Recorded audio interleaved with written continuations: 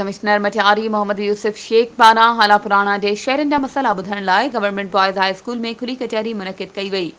कचहरीअ में हाला पुराणा ऐं आसपास जे इलाइक़नि जे माण्हुनि वॾे अंग में शिरकत कई, जिते शहरनि पंहिंजे मसइलनि जा ढेर लॻाए छॾिया। शहरनि सरकारी इदारनि जी बदहाली, अस्पतालुनि में सिहत जी सहूलियतुनि जी उणाट ऐं ख़ासि तौर ते शहर जे बुनियादी मसइलनि जहिड़ोकि ख़राब रोडनि, नाक़स नेकाली निज़ाम ऐं ग़ैर क़ानूनी कब्ज़नि ते शिकायतूं कयूं। इन खां अलावा मंशियात जे वधंदड़ वाहिपे, लोड शेडिंग, गैस प्रेशर जी घटिताई ऐं चोरियुनि ऐं धाड़नि जहिड़ा समाजी मसइला पिणु नुमायां कया विया।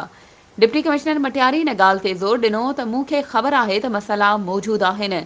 असां कोशिश करे रहिया आहियूं त शुरूआत में कुझु अहम मसइलनि खे हल करे पोइ अॻिते हली वधीक मसइलनि जो जाइज़ो वठंदासीं। हुन इहो पिणु ऐलान कयो त हालाए स्पोर्ट्स कॉम्प्लेक्स खे मुकमल करणु ज़िले इंतिज़ामिया जी अवलीन तरजीहनि में शामिल आहे। आख़िर में डिप्टी कमिश्नर मोहम्मद यूसुफ शेख हाला न्यू में ख़ासि तालीम जे स्कूल जो दौरो कयो, जिते हुन माज़ूर ॿारनि लाइ मौजूदु सहूलियतुनि जो जाइज़ो पिणु वरितो। वधीक ख़बरुनि ऐं अपडेट्स जे लाइ असांजे चैनल खे सब्सक्राइब कयो ऐं हा, बेल आइकन खे प्रेस करणु न विसारिजो त जीअं असांजी हर नई अचण वारी वीडियो तव्हां ताईं पहुची